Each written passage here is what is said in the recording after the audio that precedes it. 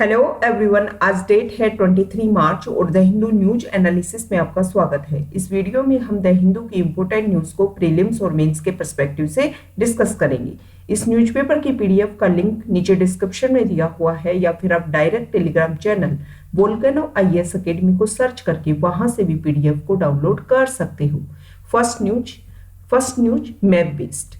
आज हम ओमान जो कंट्री है उसका मैप डिस्कस करेंगे। सबसे पहले ओमान कंट्री को हम वर्ल्ड मैप के ऊपर देखते हैं। ये हमारा पूरा वर्ल्ड है और यहाँ पर जो वेस्ट एशिया है, गल्फ कंट्रीज, वहां पर ओमान गिरता है। अब हम ज्यादा अच्छे से रिव्यू करते हैं ओमान के मैप को। ठीक है, ये देखिए, ये हमारा वेस्ट एशिया जो रीजन है वहां पर ये यहाँ पर ओमान गिरता है। ओमान की जो बॉर्डर है वो इस साइड यमन से और यहाँ पर जो सऊदी अरेबिया कंट्री है उसके साथ में, और यहाँ पर यूएई, ठीक है, यूनाइटेड अरब अमीरात के साथ में ओमान की बॉर्डर मिलती है। तो पता चल गया ओमान की बॉर्डर किस किस के साथ शेयर करता है ओमान अपनी बॉर्डर।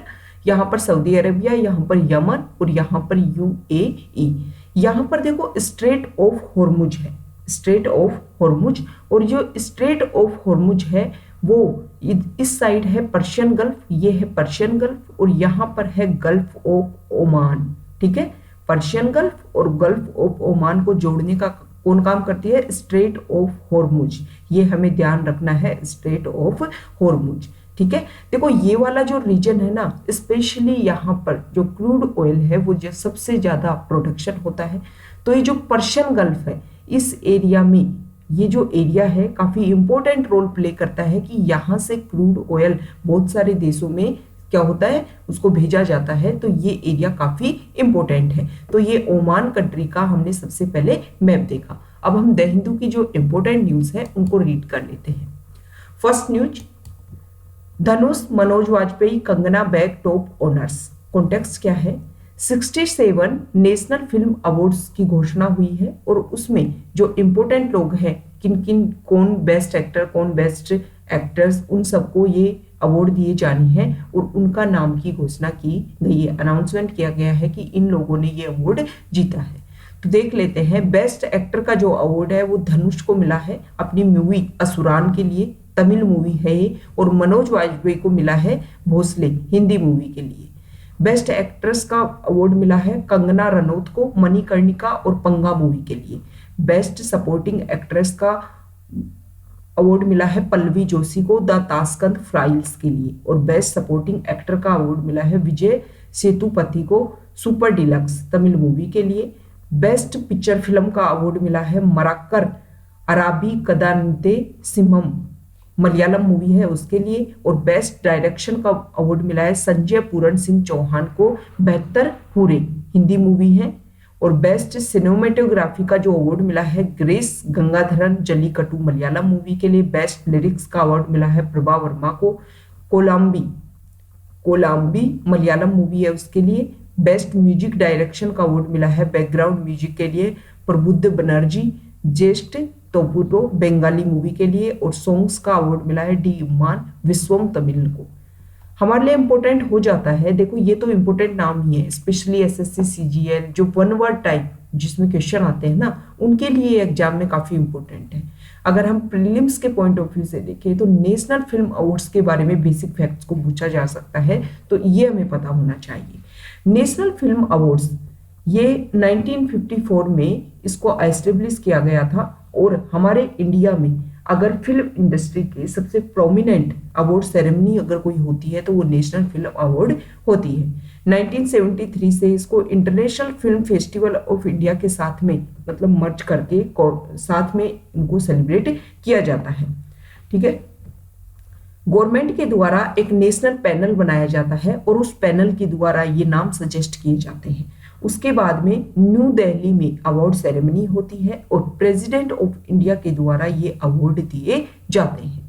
ठीक है, next news, increase interval between 2 doses of Covishield says centre. Centre ने एक ऑर्डर पास किया है, उन्होंने सभी स्टेट को और यूटी को यूनियन हेल्थ मिनिस्ट्री ने बोला है कि कोविशील्ड की आपके यहाँ पर 2 डोजेज जो दी जा रही है, तो उन दोनों डोज के बीच में जो गैप है वो आपको 6 से 8 वीक का रखना है। इससे इस वैक्सीन की जो इफेक्टिवनेस है वो और ज्यादा इंक्रीज होगी। हमारे इंडिया में जितनी भी वैक्सीन अब तक दी गई है उसमें से 92.1% कोविशील्ड दी जा रही है और अब तक 77.9% कोवैक्सीन दी गई है। ये जो ऑर्डर पास हुई है वो सिर्फ और सिर्फ कोविशील्ड के लिए पास हुई है। कोवैक्सीन को इससे गाइडेंस देने की जरूरत नहीं है। कोविशील्ड के लिए यह देखिए, कोविशील्ड के जो पहले 2 डोज का जो अंतर था वो 4 से 6 सप्ताह का था, लेकिन अब ये बोला गया है कि दोनों डोज के बीच का अंतर 6 से 8 सप्ताह के बीच का होना चाहिए, जिससे इनकी इफेक्टिव ज्यादा इंक्रीज होगी। National technical advisory group on immunisation and national expert group on vaccine administration for कोविड-19 इनकी 20th मीटिंग हुई और उसमें ये कोविशील्ड के बारे में जो इंटरवल है, 2 डोजेज के बारे में जो इंटरवल है उसके बारे में रिविजिट किया गया और तभी ये ऑर्डर दिए गए यूनियन हेल्थ मिनिस्ट्री को और फिर यूनियन हेल्थ मिनिस्ट्री ने इसको पास किए सभी स्टेट और यूटीज को।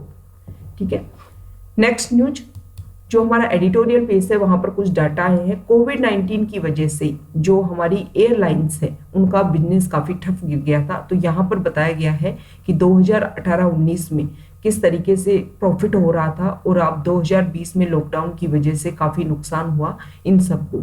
मार्केट शेयर की अगर बात करें तो धीरे धीरे रिकवरीज कर रही है एयरलाइंस। इंडिगो का जो मार्केट है वो पोस्ट लॉकडाउन काफी इंप्रूव हुआ है। पहले 47 to 49% इनका मार्केट था, लेकिन अब 54 to 60% इंडिगो का मार्केट हो रहा है। लेकिन जो स्पाइस जेट का जो मार्केट शेयर है वो धीरे धीरे गिर रहा है। ठीक है, एयर इंडिया भी धीरे धीरे अपने आप को ग्रो कर रही है। और यहाँ पर फाइनेंशियल पोजीशन की बात की जा रही है तो सबसे अच्छी इंडिगो और जो स्पाइस जेट है उनको काफी लॉसेज हुआ था, लेकिन धीरे धीरे जो पिछले 2 क्वार्टर गए हैं उनमें जो लॉस है वो काफी कम हुआ है। तो नेक्स्ट न्यूज यहां देखिए,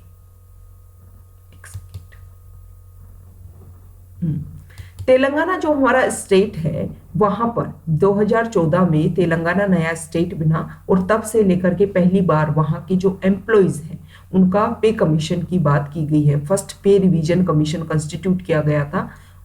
तो उस जो पे रिवीजन कमीशन है उसने कुछ गाइडलाइंस दी थी, कुछ रिकमेंडेशन दी थी और उसी के आधार पर जो तेलंगाना गवर्नमेंट स्टाफ है उनकी पे को 30% हाइक किया गया है और उनकी जो रिटायरमेंट की एज लिमिट है उसको भी 3 साल इंक्रीज कर दिया है। मान पहले वहां पर 58 ईयर्स थी और अब वहां पर 61 एज इसको कर दिया गया है। नेक्स्ट न्यूज, एक second. 4th firms ties up to make Sputnik 5th।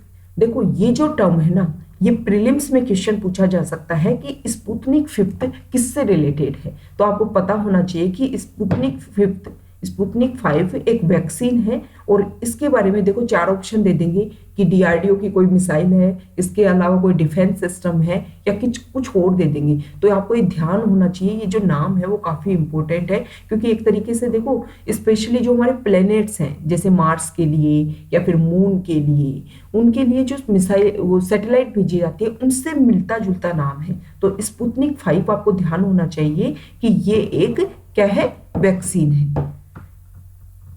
Next है, देखिए,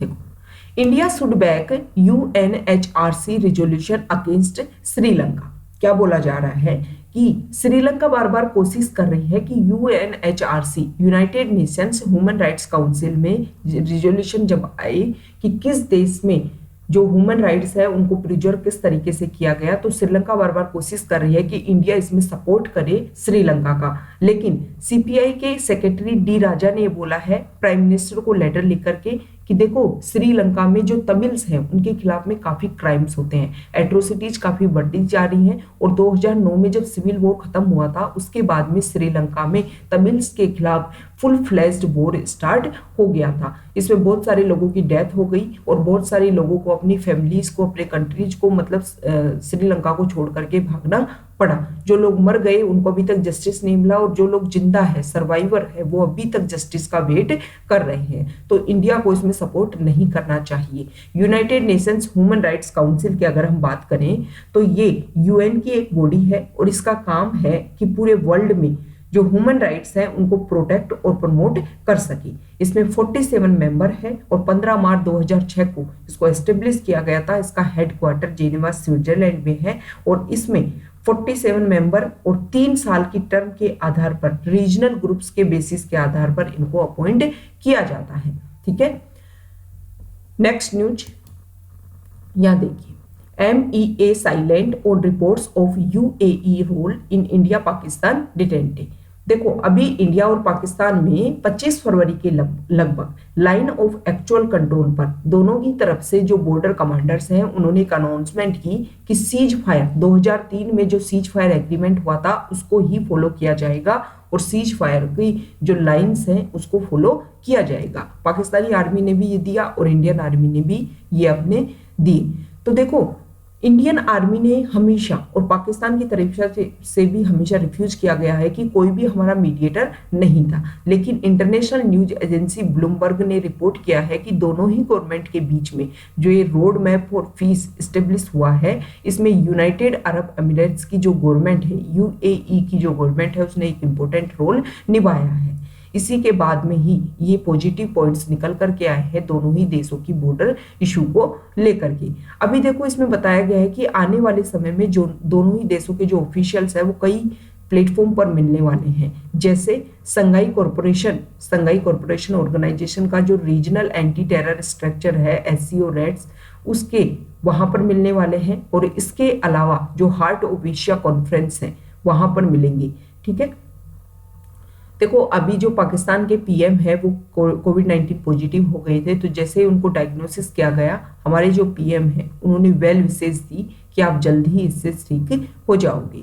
ठीक है, इस सब के बारे में, इन सब के ये जो पॉइंट्स हैं, ये प्लेटफॉर्म्स हैं, इन पर जब इंडिया और पाकिस्तान दोनों के ऑफिसर्स जो डिप्लोमेट्स हैं वो मिलेंगे तो हमारी जो प्रॉब्लम है वो सोल्व होने की और ज्यादा चांसेज हैं। देखो, यहाँ पर कुछ टर्म्स हैं। एक तो ये रेड्स, रीजनल एंटी टेरर स्ट्रक्चर, इससे रिलेटेड प्रीलिम्स में क्वेश्चन पूछा जा सकता है कि रेड्स कौन से ऑर्गेनाइजेशन से संबंध रखता है। तो आपको ध्यान होना चाहिए, संघाई कॉरपोरेशन ऑर्गेनाइजेशन से संबंध रखता है। अगर संघाई कॉरपोरेशन ऑर्गेनाइजेशन की अगर हम बात करें बेसिक फैक्ट्स की, तो 1996 की सबसे पहले बात है। इसमें 5 देश शामिल हुए थे, और 2000 तब इसको संघाई 5 के नाम से जाना जाता था। 2001 की बात है, संघाई चाइना में China, Kazakhstan, Kyrgyzstan, Russia, Tajikistan और उज्बेकिस्तान, ठीक है, ये 5-6 देश शामिल इसमें हुए, और इन 6 देशों के शामिल होने के बाद में इसको जाना गया संघाई कॉरपोरेशन ऑर्गेनाइजेशन, मतलब HCO के नाम से।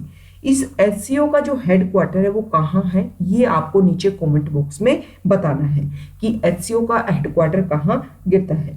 वर्तमान में इसमें 8 सदस्य देश हैं। 2017 में इंडिया और पाकिस्तान, HCO की जब मीटिंग हो रही थी अस्ताना कजाकिस्तान में, उस समय 2017 में इंडिया और पाकिस्तान भी इसके मेंबर बन गए थे।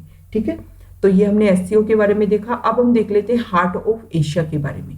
हार्ट ऑफ एशिया कॉन्फ्रेंस 2011 में अफगानिस्तान और टर्की इनके द्वारा शुरुआत की गई थी कि जो रीजनल एरियाज है, अफगानिस्तान और उसके आसपास का जो रीजनल एरिया है वहां पर शांति, पीस एस्टेब्लिश हो सके। धीरे धीरे इसमें और देशों का कंट्रीब्यूशन बढ़ गया, और 2016 में हमारे यहाँ पर अमृतसर कॉन्फ्रेंस हुई थी, वो इसी से रिलेटेड है, हार्ट ऑफ एशिया कॉन्फ्रेंस में, और उसमें दावा किया गया था कि जो अफगानिस्तान है वहां पर पीस एस्टेब्लिश करने की पूरी कोशिश की जाएगी।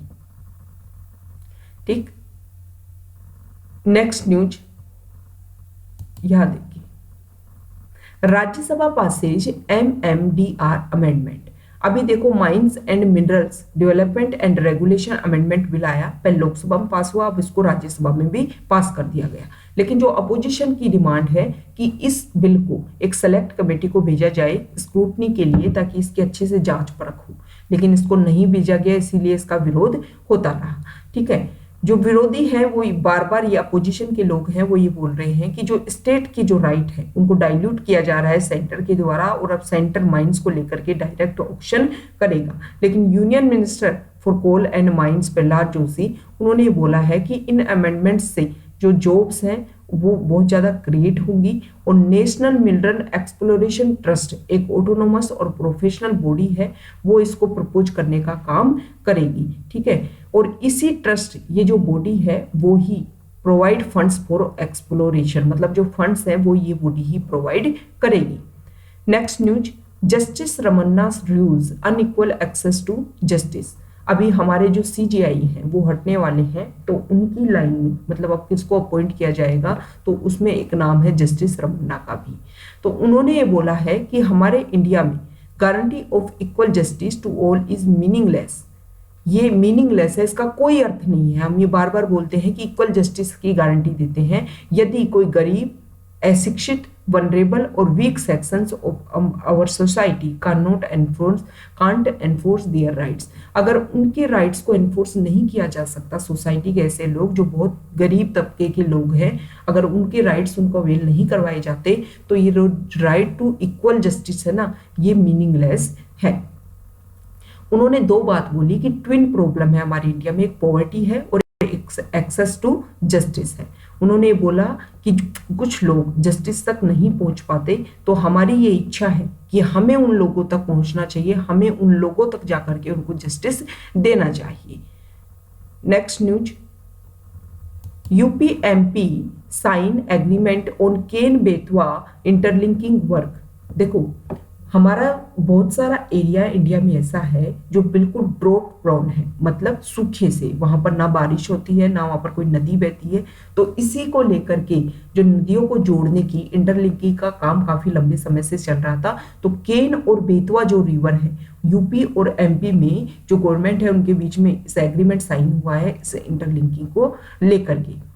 इसमें बोला गया है कि केन और बेतवा का जो मैक्सिमम पानी है उसका यूज किया जाएगा बुंदेलखंड वाले रीजन में, झांसी के पास में, क्योंकि ये एरिया काफी सूखा है और इस एरिया में वाटर डेफिशिएंट जो बुंदेलखंड रीजन है उसमें दोनों स्टेट एक तरीके से यहाँ पर पानी फैलाने का और प्रोवाइड इलेक्ट्रिसिटी मतलब बिजली उपलब्ध करवाने की भी कोशिश की जाएगी। पहले इस प्रोजेक्ट को लेकर के काफी प्रॉब्लम हो रही थी, ताकि जैसे पन्ना टाइगर रिजर्व जो एमपी में है उसके बोला जा रहा था कि इस प्रोजेक्ट से केन बेतवा रिवर का जो इंटरलिंकिंग कर रहे हो उससे पन्ना टाइगर रिजर्व को काफी नुकसान होगा, और जो वल्चर्स और जैकाल है उनकी हैबिटेट को भी इफेक्ट होगा। लेकिन 2016 में national board for wild life ने इसको क्लियरेंस दे दिया। उसके बाद में जो दोनों स्टेट है उसको लेकर के प्रॉब्लम हो रही थी कि किस तरीके से कितना पानी शेयर किया जाएगा, लेकिन अब क्लियर बात हो गई है। और इसमें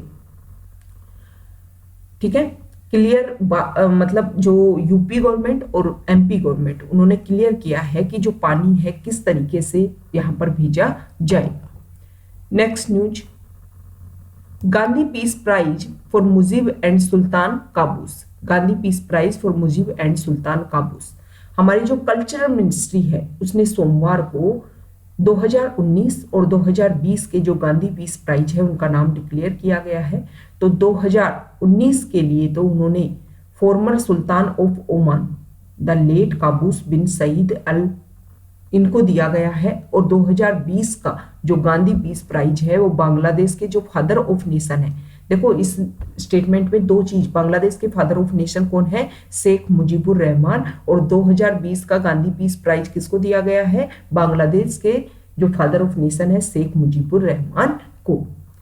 देखो ये जो गांधी पीस प्राइज है ना वो एक कमेटी बनती है, उस कमेटी नाम सजेस्ट करती है और फिर ये प्राइज दिए जाते हैं। तो उस कमेटी में कौन कौन होते हैं ये हमारे लिए इंपॉर्टेंट हो जाता है। प्रीलिम्स में पूछ लेंगे कि गांधी पीस प्राइज के लिए जो कमेटी बनती है उसमें मेंबर कौन होते हैं।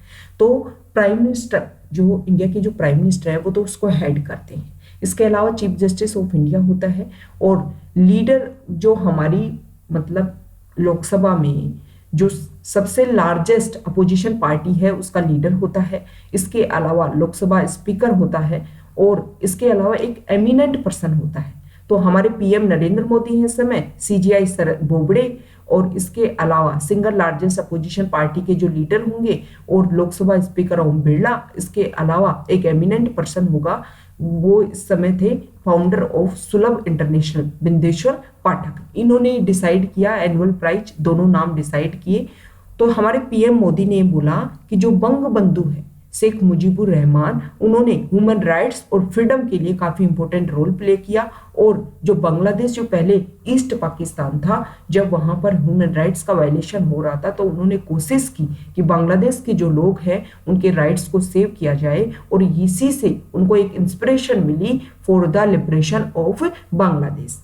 ठीक है, 2019 का जो प्राइज दिया गया है उसके लिए मिनिस्ट्री ने बोला है कि सुल्तान काबूस एक विजनरी लीडर थे और उनकी ट्विन जो पॉलिसी थी वो moderation and mediation in addressing international issues won him praise and respect across the globe. इसके अलावा वो आर्किटेक्ट थे स्पेशल टाइज की, मतलब इंडिया और ओमान के बीच में जो रिलेशनशिप है ना, उसको बेस बनाने में, उसको एस्टेब्लिश करने में जो सुल्तान काबूस है उनका इंपॉर्टेंट रोल है। आज हमने ओमान के बारे में जो मैप है उसको भी अच्छे से रीड किया, उसकी बॉर्डर किस किस से टच होती है वो हमने डिस्कस किया। तो नीचे कमेंट बॉक्स में आप मुझे आपको बताना है कि ओमान की बॉर्डर कौन कौन से कंट्री से टच होती है। नेक्स्ट न्यूज फॉरेन पेज से है। नेक्स्ट न्यूज यहां देखिए, China Russia look to deepen best ties. देखो, चाइना और रशिया के जो रिलेशन है वो काफी इंपॉर्टेंट होते जा रहे हैं, और इसमें बोला गया है कि अगर हम हिस्ट्री की बात करें तो सबसे बेस्ट रिलेशन सामने आ रहे हैं चाइना और रशिया के।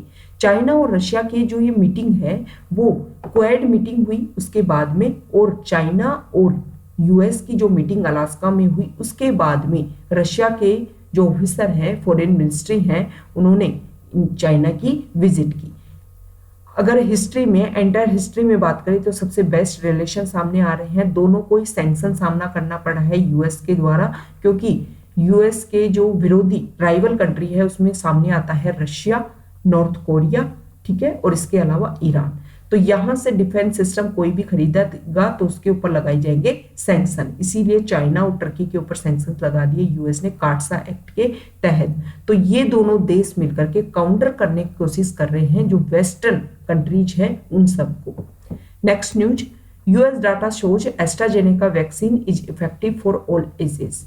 यूएस ने डाटा शो किए हैं कि एस्ट्राजेनेका जो वैक्सीन है उसकी इफेक्टिवनेस काफी अच्छी है। 79% उन्होंने इफेक्टिवनेस यहां पर दिखाई है कि ये जो डोज है एस्ट्राजेनेका की उसको 4 वीक तक एक तरीके से एडमिनिस्ट्रेट किया गया और काफी अच्छा रिजल्ट देखने को मिला है। Next news, vessels in disputed sea are fishing boats China. China और फिलीपींस को लेकर के दोनों देशों के बीच में साउथ चाइना सी जो है वहां पर कन्फ्लिक्टेड है, इशू है, टेंशन है। तो उसी एरिया में कल फिलीपींस ने दावा किया कि वहां पर एक विट्सन एक रीफ है, उस एरिया में, उस डिस्प्यूटेड रीफ के पास में, साउथ चाइना सी में है ये डिस्प्यूटेड विट्सन रीफ, और यहाँ पर चाइनीज वेसल्स काफी गैदरिंग है, काफी लंबे समय से यहाँ पर रुकी हुई है। लेकिन चाइना ने अपनी तरफ से स्टेटमेंट ये बोला है कि हम कोई एनक्रोचमेंट नहीं कर रहे, हमारी ये फिशिंग बोट है और पुअर वेदर की वजह से यहाँ पर रुकी हुई है, ऐसा उन्होंने डिक्लेयर किया है, क्लियर किया है इस बात को लेकर के। तो विट्सन रीफ इंपॉर्टेंट हो जाती है। इसके अलावा जो पालावान आइलैंड है वो काफी इंपॉर्टेंट हो जाता है। विट्सन रीफ पूछ लेंगे कि विट्सन रीफ कौन से सी में एस्टेब्लिश है, तो आपको पता होना चाहिए कि साउथ चाइना सी में ये एस्टेब्लिश है। तो ये हमारा डिस्कशन था। Okay, thank you.